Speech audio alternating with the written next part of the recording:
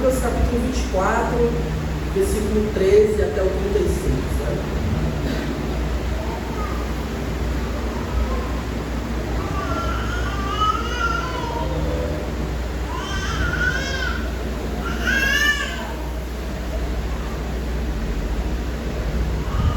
Amém?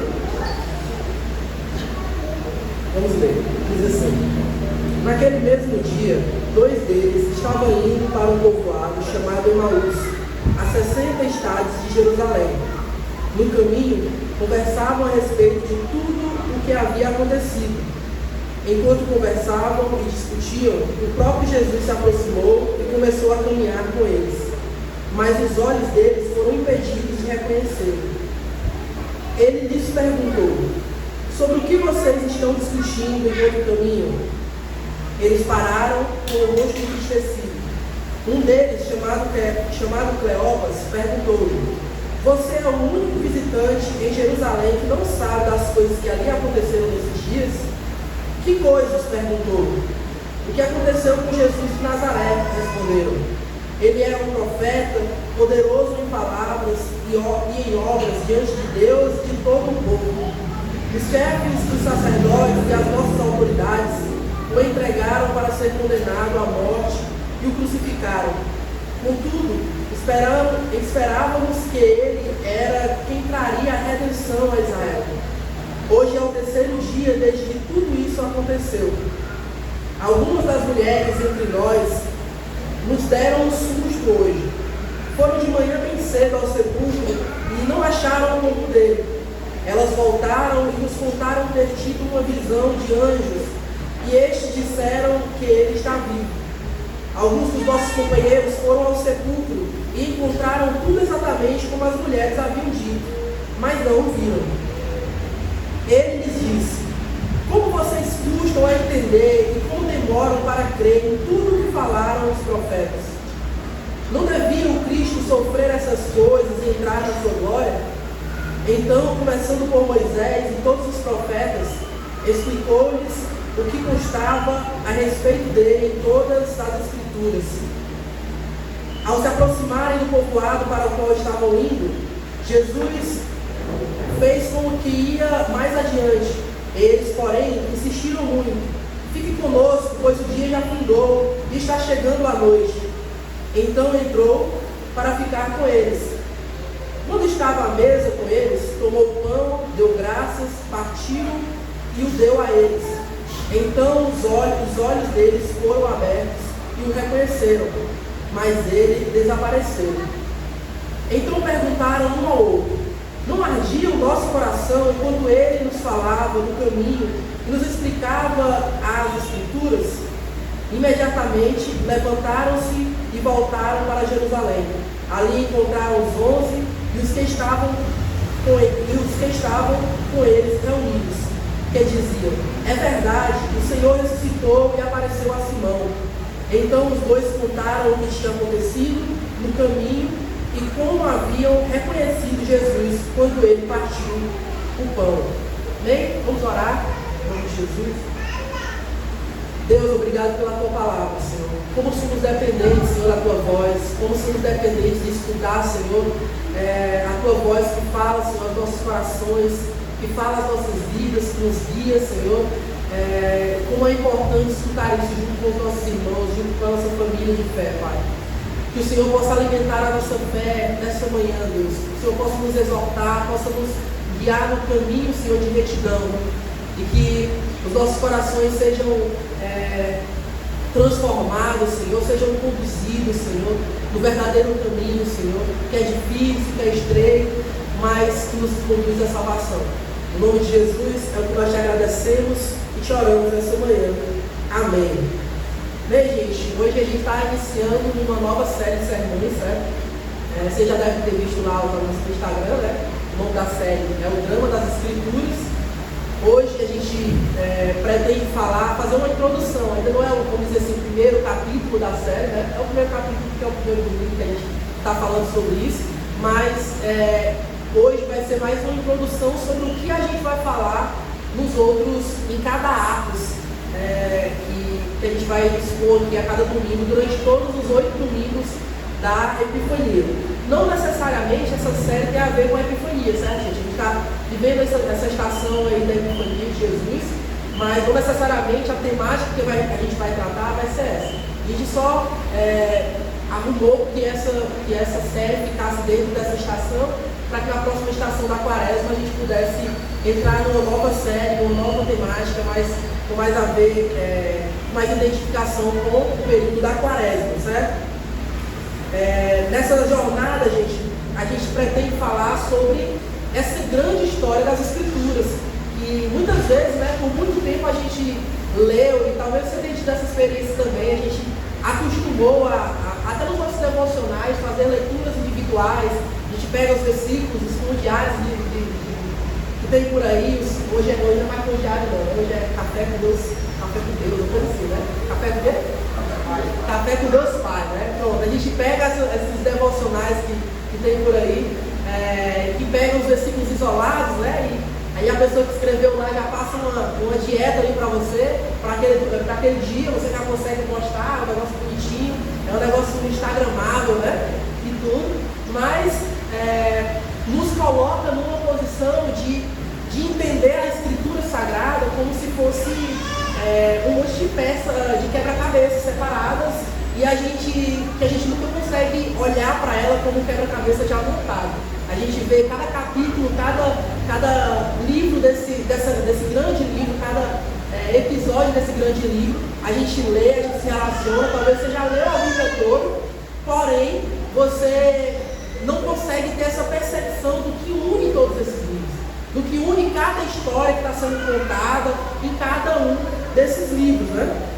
Então, para que a gente possa entender por que é tão importante a gente estudar sobre isso, por que é tão importante a gente falar sobre essa grande história, sobre esse grande drama das Escrituras Sagradas, eu queria te convidar a fazer um exercício comigo, para a gente introduzir esse sermão.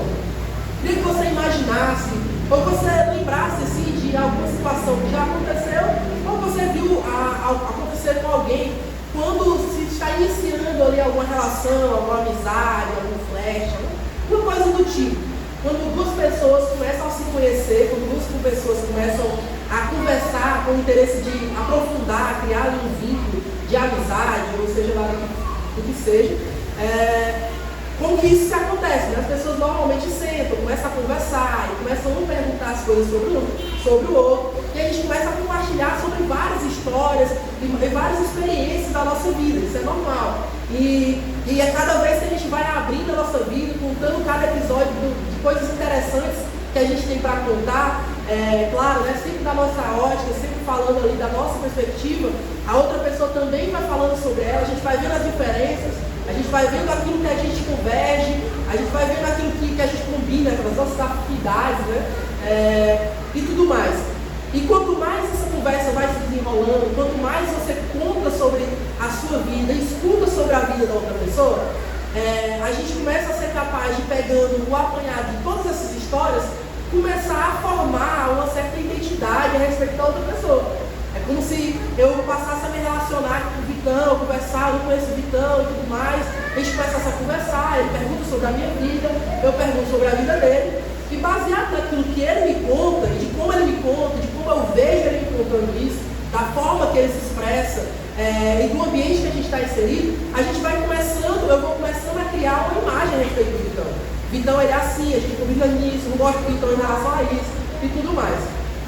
E é assim que a gente começa as nossas amizades, é assim que as pessoas começam a namorar, em noivo, em casa, é assim que as relações acontecem.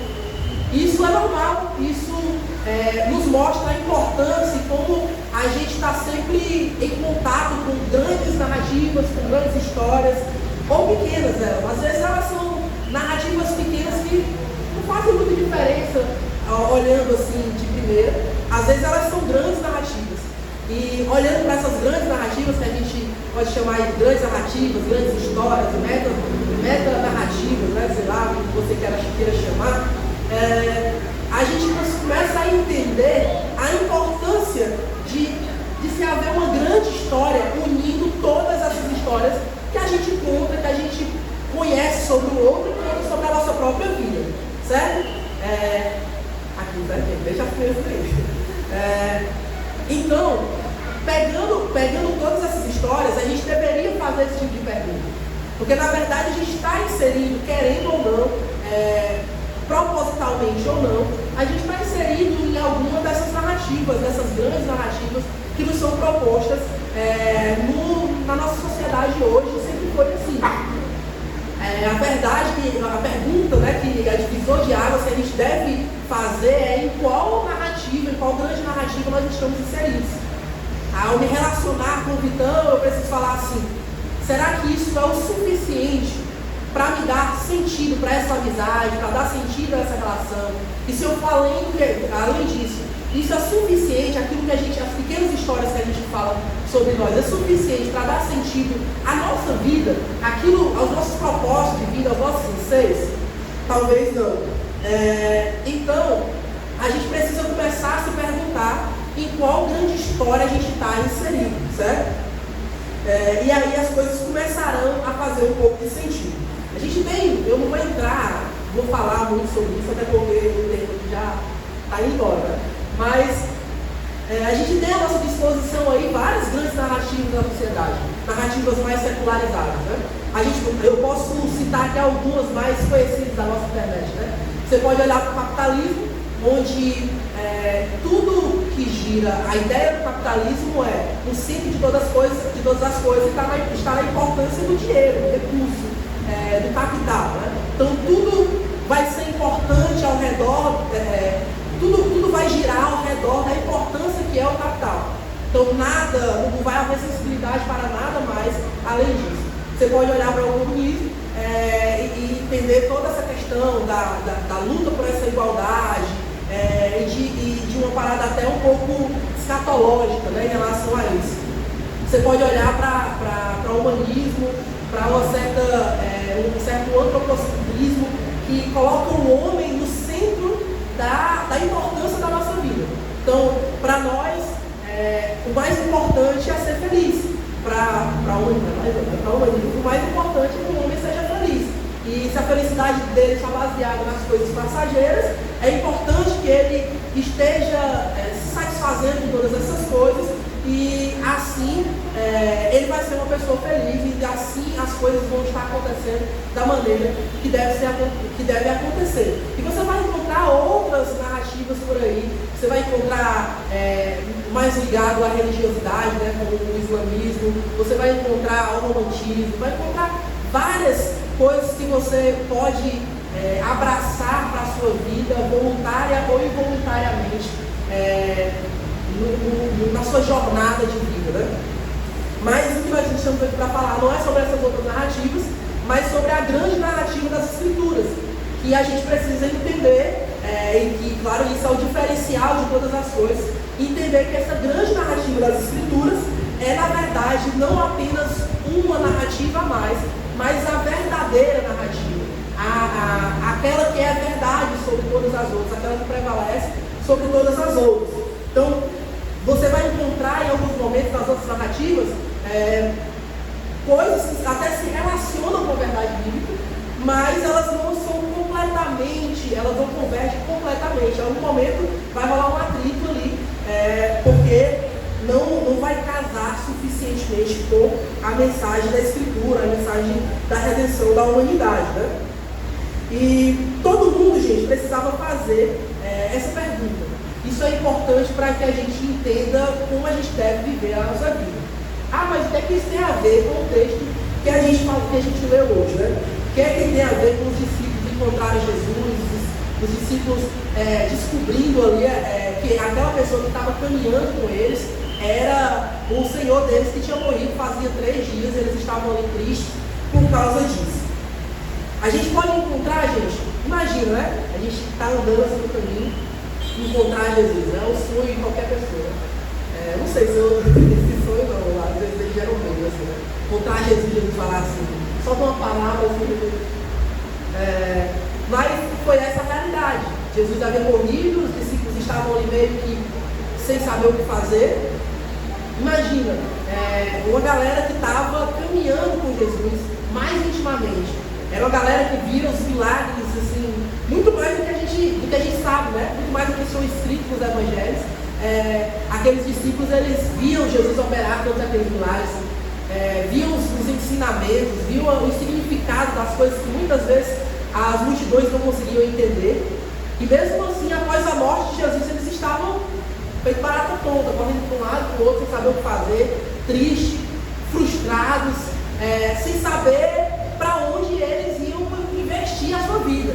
Eles tinham, durante alguns anos, dedicado a sua vida a seguir Jesus. Mas agora esse Jesus que eles esperavam que libertasse eles, que fosse redenção para Israel, agora morreu. E aí o que é que acontece? Se toda a história que estava baseando o seu estilo de vida não existe mais, o que fazer? Apenas se frustrar, apenas se remoer ali, né, e tentar buscar algum outro norte, alguma esperança. Esse trecho, gente, nos mostra alguns problemas na vida desses discípulos, na conduta desses discípulos, que também pode ser alguns problemas que a gente tem enfrentado hoje como igreja, como cristãos, certo? Primeira coisa, gente, que a gente pode observar aqui, é que esses caras, eles estavam levando a história, né, essa grande história que eles tinham aprendido com Jesus, com os profetas, e com a lei, com os salmos, eles estavam levando isso da maneira errada. Observa bem, olha comigo aqui de novo no texto. O texto diz que quando Jesus chegou, né, e questionou eles a respeito do que eles estavam conversando, do que eles estavam assim, o que era que tinha acontecido, né? Eles falavam a respeito desse Jesus de Nazaré que tinha morrido. Disseram a respeito dele: ele era um profeta, poderoso em palavras, não só em palavras, mas em obras, diante de Deus e de todo o povo. E falaram que os chefes dos sacerdotes e as nossas autoridades entregaram ele para ser condenado à morte e o crucificaram. Porém, esse mesmo cara que foi entregue à morte, que foi crucificado, que morreu, era o que eles depositavam toda a esperança. Olha que loucura. Os caras sabiam a história direitinho, porque parece muito bem que eles estão falando aqui a respeito do Evangelho, a respeito de um cara que era profeta, que era poderoso, que era bem visto ali no meio de todo o povo, falava com poder e autoridade. Eles sabiam da história, eles sabiam do que Jesus falava, eles sabiam do que os profetas falavam. Só que a expectativa deles, a vida deles, a visão de mundo deles, nos mostra que um problema. É possível, muitas vezes, a gente saber tudo, a gente ler a Bíblia de cabo a rabo, a gente saber expor aqui a mensagem dos profetas, a mensagem da lei, a gente poder falar aqui os salmos e cantar os salmos juntos, e estarmos todos os domingos aqui, e irmos para a casa dos nossos irmãos, e sermos muito amigos, muito próximos dos nossos irmãos, e na verdade a gente não ter entendido e não ter crido de verdade no Evangelho. É muito fácil que isso aconteça. É muito fácil que a religiosidade, as formas, os modelos, os ritos das coisas tomem o lugar da mensagem do Evangelho das nossas vidas, como tomou na vida dessas pessoas. Eles tinham toda a história bem concretizada, bem arrumadinha nas suas mentes. Eles ignoravam uma coisa: a ressurreição de Jesus. Eles ignoravam uma coisa que estava diante dos seus olhos. As mulheres foram lá, contaram do que viram, contaram do que escutaram, voltaram para eles, falaram. Eram pessoas do meio deles, não eram desconhecidos, eram mulheres que estavam no meio deles. Falaram que viram o mestre, falaram que a respeito do que os anjos falaram para elas. E eles foram lá e comprovaram que, pelo menos a parte daquilo que elas falavam, estava certo mesmo. O túmulo estava vazio. Eles não viram Jesus, não viram os anjos, mas o túmulo estava vazio.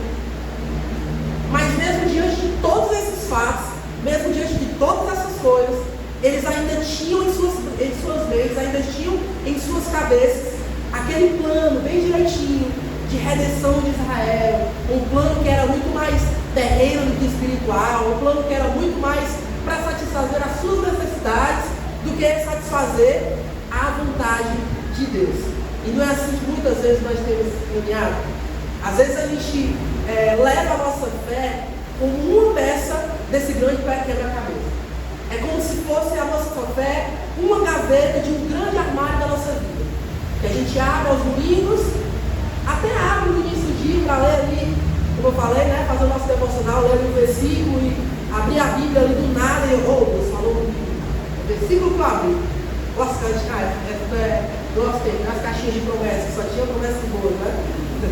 Então, a gente tem vários métodos, a gente tem várias coisas que nos satisfazem. É incrível, mas até a Bíblia, até a mensagem da verdade, a gente consegue manipular conforme a nossa visão. A gente vai para o texto bíblico já esperando escutar algo e não deixando que o texto bíblico fale aquilo que Deus quer nos mostrar.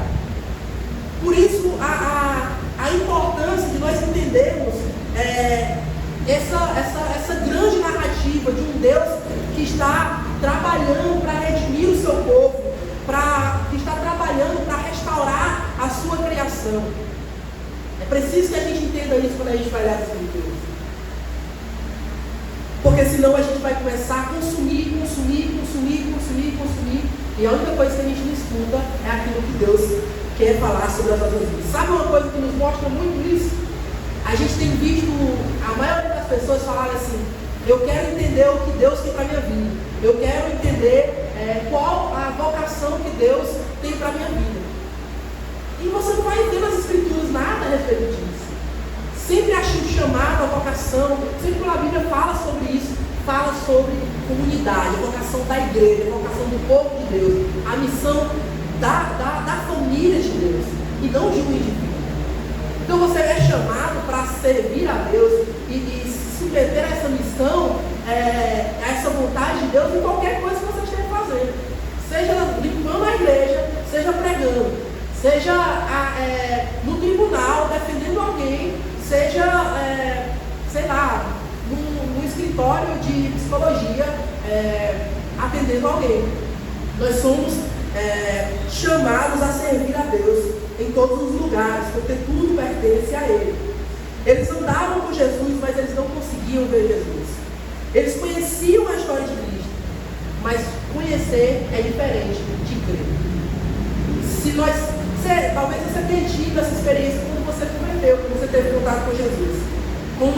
Quando Jesus lhe chamou e você olhava para as Escrituras e muitas vezes você nem sabia bem o porquê que você estava sentindo que ela falava tão forte ao seu coração. Mesmo quando muitas vezes você não conseguia entender direito, mas você tinha certeza que aquilo te alimentava, aquilo te transformava, aquilo dava sentido para a tua vida. Bem, isso é crer antes de conhecer. Porque é crendo que nós conhecemos a Ele, crescemos em conhecer a Ele. Ler a Bíblia apenas por conhecimento, apenas por estudo, apenas baseado no consumismo intelectual, não nos levará a lugar nenhum. Segunda coisa que a gente pode ver aqui de problema dessas pessoas, gente, é que eles eram coadjuvantes. Nesse grande drama, né, que eu falei, eles eram coadjuvantes que não se conformavam com a forma de conduzir o roteiro que o diretor de todo esse drama levava. Imagina, um cara que não é nem o ator principal da peça. E aí ele quer porque quer. E às vezes quando ele quer porque quer, ele não precisa botar um boneco para isso. Basta ele resistir à verdade que está diante dos seus olhos. Resistir, não crer, é eu querer colocar os meus achismos, as minhas convicções acima, à frente daquilo que é a vontade de Deus já estabelecida antes da fundação do mundo. Gente, eles sabiam muito, mas deixaram o principal de lado. Eles conseguiam fazer isso.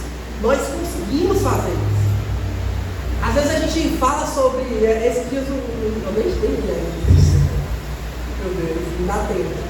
Mas pela discussão que vocês estavam, o debate que estavam do lado do grupo, é interessante.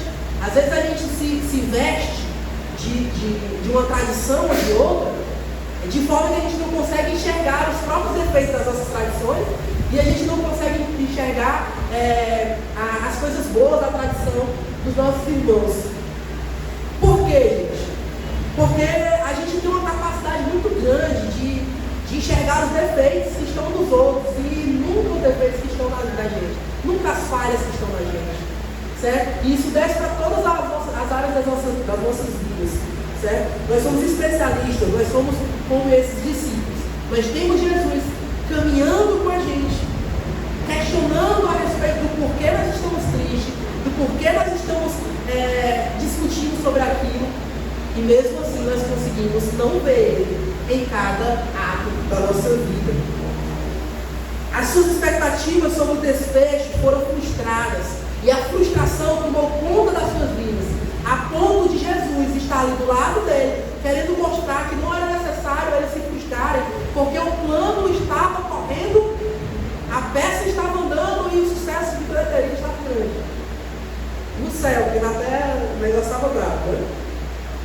Mas eles estavam frustrados, essa frustração estava consumindo eles. Será que nós não temos nos frustrados com muitas coisas? Às vezes são coisas que parecem ser coisas boas. Às vezes as coisas não acontecem da forma que a gente queria que acontecesse, nos frustra e nos aprisiona num lugar, numa sala escura, que a gente não sabe mais onde é que está a saída, gente. E mesmo que alguém chame e fale assim, ó, vem pra cá, eu estou aqui, eu não consigo ver nada, eu não consigo sair. É necessário que alguém venha e abra aquela porta e jogue luz na nossa escuridão. Às vezes a frustração que nos pega e nos deixa assim. Eles eram vagarosos em treino.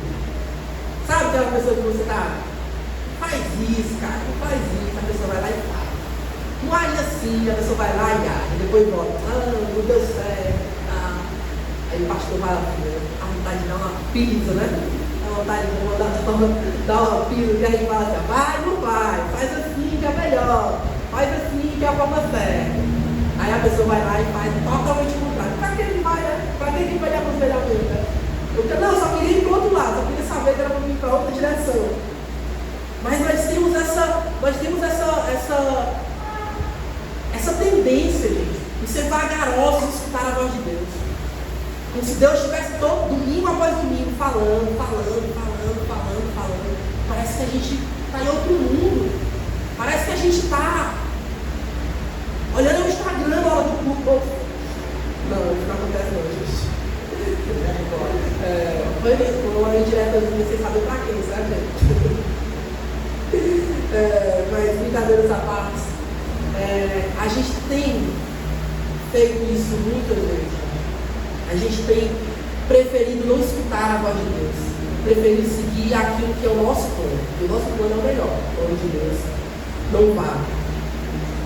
Porém, gente, diante de todas essas dificuldades que nós temos, diante de todas essas dificuldades que os discípulos tiveram, diante de tudo aquilo que a gente está vendo aqui, parece ser uma loucura, né? O cara está com Jesus do lado, ressurreto ali, e eles estão vendo ele.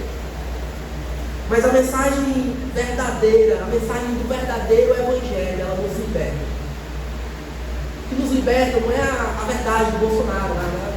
Pegou o versículo lá e distorceu tudo lá. Não, conhecereis a verdade nos libertará. A verdade que nos liberta é a verdade do evangelho de Cristo, que nos liberta do nosso pecado, que nos aprisiona, que nos liberta da nossa cegueira espiritual, que nos liberta das frustrações que nos aprisionam, que nos liberta dos nossos planos para viver os planos dele, que nos liberta dos nossos castelos, que nos tira dos nossos castelos e nos coloca no meio da missão, para que a gente sinta que viver o evangelho, que ser igreja é muito mais do que uma tradição, é muito mais do que um rito, é muito mais do que qualquer outra coisa, é muito mais do que uma ideologia, é muito mais do que se reunir aqui domingo após domingo, mas é ser testemunha fiel de Deus neste mundo, nessa cidade onde a gente está inserido.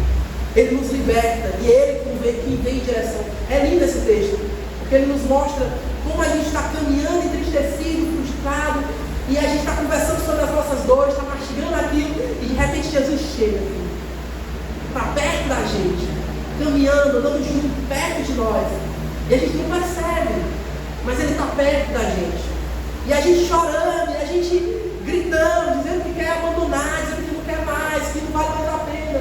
Jesus não está mais aqui comigo, parece que eu não consigo ver esperança em lugar nenhum. Jesus perto, caminhando e conversando com a gente. Isso é interessante, né? Olha o que isso nos anuncia, gente. Olha a importância de caminhar junto com alguém. Porque é dessa forma que Jesus caminha conosco. É dessa forma que a gente não se sente só. Olhando para o nosso irmão e vendo Deus na vida dele. Vendo Deus, vendo a segurança que é estar com Deus na vida do meu irmão.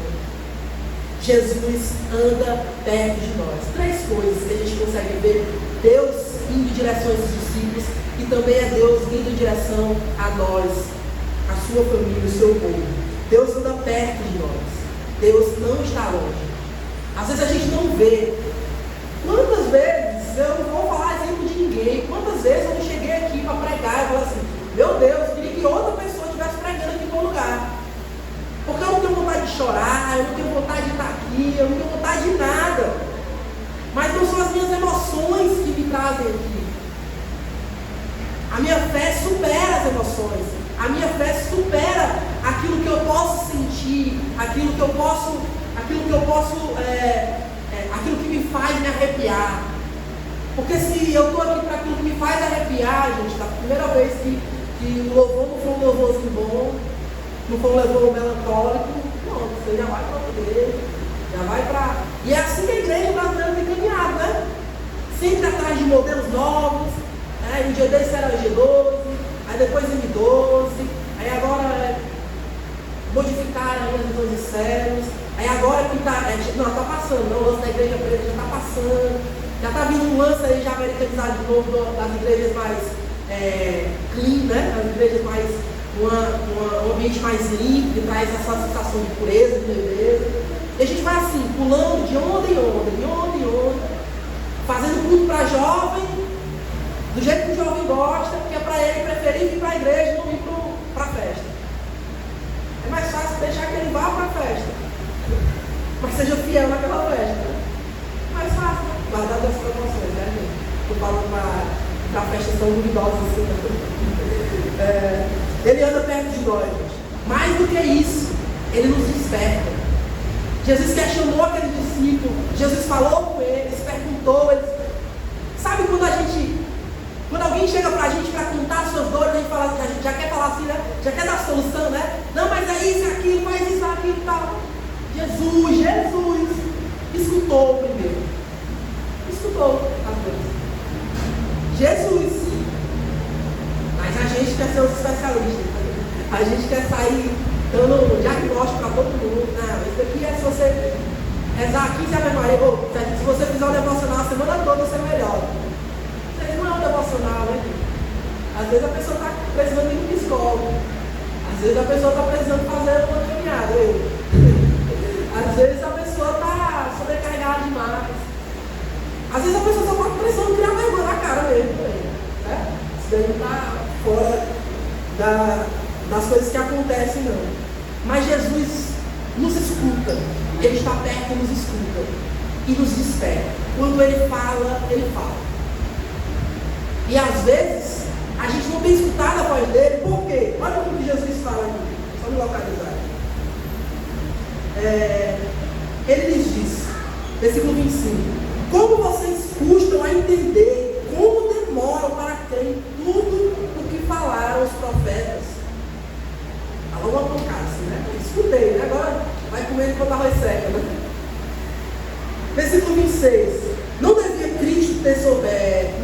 Cristo sofrer essas coisas e entrar na sua glória? Jesus já tinha alertado ele sobre essas coisas. Estão fazendo de doido, que essas coisas não se encaixam no plano dele, na história dele. Versículo 27. Então, começando por Moisés e por todos os profetas, explicou-lhe o que constava a respeito dele em todas as escrituras. Olha, Jesus pegando todas as escrituras, todo o profeta, os salmos, a lei, e mostrando, olha, estava aqui todo o tempo estava aqui. Vocês que não queriam ver. E o que é que a gente quer falar? A gente fala, e às vezes a gente prega e fala muito mais sobre as nossas experiências de vida, porque a gente não entende ter poder na palavra de Deus. Né? Mas se a gente conseguisse nos relacionar com essa grande história, com este grande drama, entender que nós fazemos parte deste grande drama. E muitas vezes nós temos trocado fazer parte dessa grande história por outro fundamento. Porque há histórias que são basilares para as nossas vidas.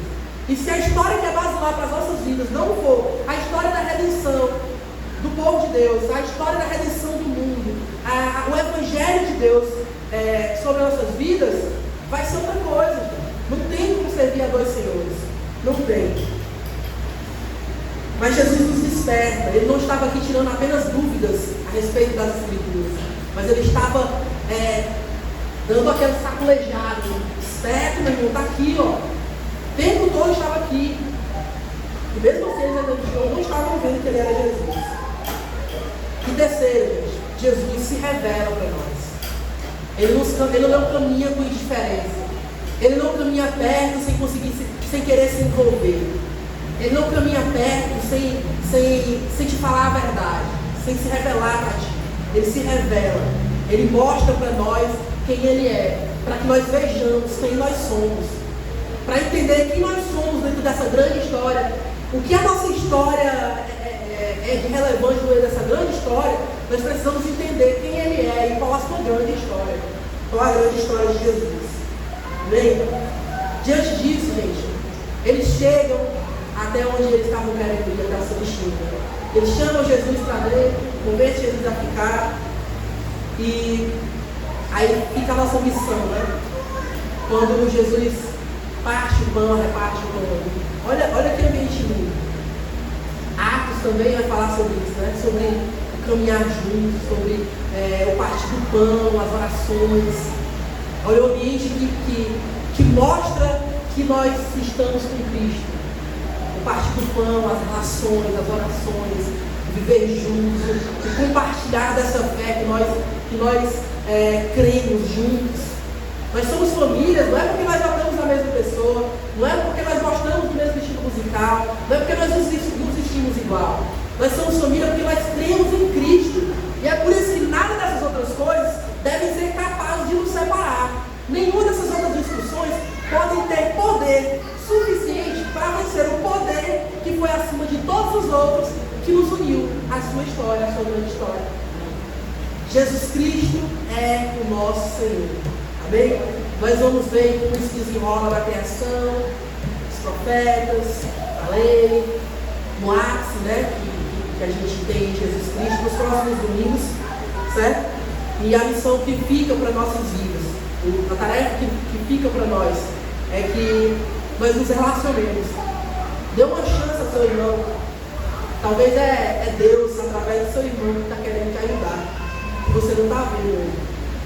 Às vezes o irmão que está vindo com uma dificuldade para tu resolver é o mesmo irmão que, através dessa dificuldade, vai ser o instrumento de Deus para resolver os teus problemas, os teus dilemas. Porque às vezes a gente está frustrado ali, frustrado, tem que ir alguém e dar um saculejo, dar um paculejo ali e falar assim, ó, acorda, tá todo torto aí, precisa